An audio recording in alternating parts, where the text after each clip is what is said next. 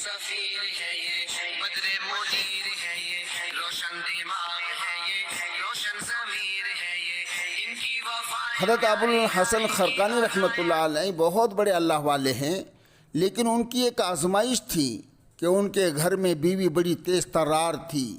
وہ اس پر صبر کرتے تھے اور اس صبر پر اللہ نے ان کو ولایت کا مقام عطا فرمایا تھا۔ چنانچہ ایک مرتبہ ایک مرید ان سے ملنے کے لیے آیا۔ اس نے گھر جا کر پوچھا کہ بیوی حضرت کہاں ہیں؟ بیوی نے کہا کہ کون حضرت؟ جیسے حضرت کا نام سنا تو ایک دم غصے میں آ گئی۔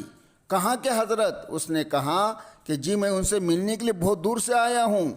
جواب دیا کہ جاؤ جنگل میں کہیں پڑا ہوا ہوں گا، سوئے ہوا ہوں گا، وہیں پر ہی جا کے مل لو۔ مرید سمجھ گیا معاملہ ذرا نازک سا ہے، چنانچہ وہ حضرت کو ملنے جنگل میں گئے، مگر کیا دیکھتا ہے کہ وہ شیر کے اوپر سوار ہو کر آ رہے ہیں۔ یہ کرامت تھی جو اللہ رب العالمین نے حضرت ابو الحسن خرقانی رحمۃ اللہ علیہ کے اوپر ظاہر کر دی۔ اب جب اس نے یہ دیکھا حضرت و جنگل میں شیر پر سواری کر رہے ہیں اور گھر میں بیوی ان پر سواری کر رہی ہے، یہ عجیب معاملہ ہے، سوچنے لگا۔ جب حضرت ان کو ملے تو حضرت نے بھی ان کو پہچان لیا اور فرمایا دیکھو میں گھر میں بیوی کے اس تکلیف کا بوجھ اٹھاتا ہوں، اللہ تعالیٰ اس شیر کو میرا بوجھ اٹھانے پر لگا دیتے ہیں۔ تو جب یہ بات بتائی تو وہ مرید وہاں سے رخصت ہوئے، لیکن جب حضرت گھر کو آنے لگے تو اللہ سے دعا کی، اے اللہ یہ عورت بہت زیادہ غصے والی ہے، تیز ترار ہے، اے اللہ کوئی ایسا معاملہ ہو کہ یہ عقیدت والی بن جائے، مجھ سے محبت کرنے والی بن جائے، تاکہ دین کے کام میں رکاوٹ نہ ہو۔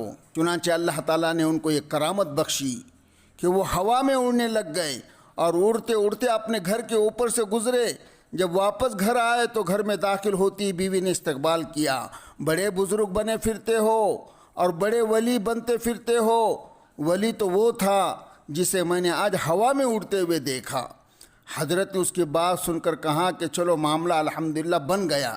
پھر حضرت نے کہا او اللہ کی بندی، وہ کوئی دوسرے بزرگ نہیں تھے بلکہ وہ میں ہی تھا جو یہاں سے اڑ کر گزر رہا تھا تمہارے گھر کے اوپر سے۔ تو میں نے ہی اللہ سے دعا مانگی تھی کہ اللہ مجھے ایسی کوئی ترتیب دے کہ جس کی وجہ سے میرے گھر کا ماحول خوشحال ہو جائے۔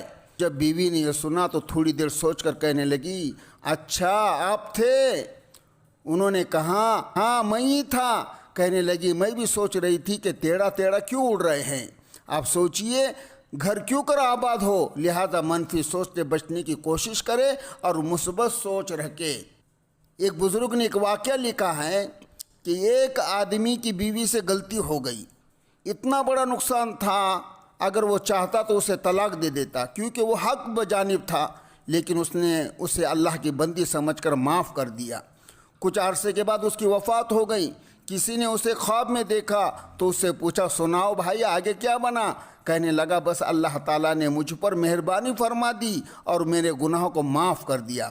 اس نے پوچھا کس وجہ سے آپ کی معافی ہوئی؟ وہ کہنے لگا ایک ایسی بات تھی جو میں بھول ہی گیا تھا، ہوا یہ تھا کہ ایک مرتبہ میری بیوی سے کوئی غلطی ہو گئی تھی، میں اگر چاہتا تو اسے سزا دیتا، طلاق دے کر اس کو گھر سے باہر نکالتا، مگر میں نے اسے اللہ کی بندی سمجھ کر معاف کر دیا۔ پروردگار نے کہا کہ اے میرے بندے تو نے اسے میری بندی سمجھ کر معاف کر دیا تھا، آج میں نے تجھے اپنا بندہ سمجھ کر معاف کر دیا۔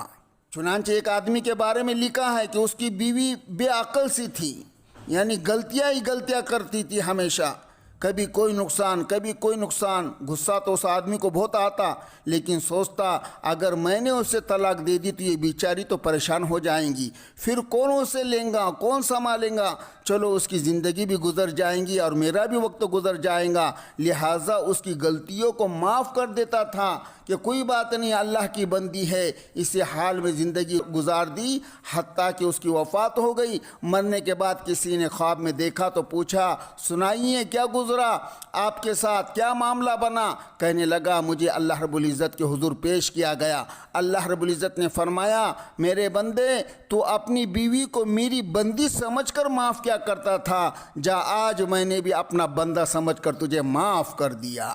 اللہ رب العالمین ایسے حسن معاشرت اور حسن اخلاق والی زندگی ہمارے گھروں میں میاں بیوی کو گزارنے کی توفیق عطا فرمائے۔ ان کی وفائیں پیاری ان کی ادائیں پیاری ان کی صدائیں پیاری ان کی دعا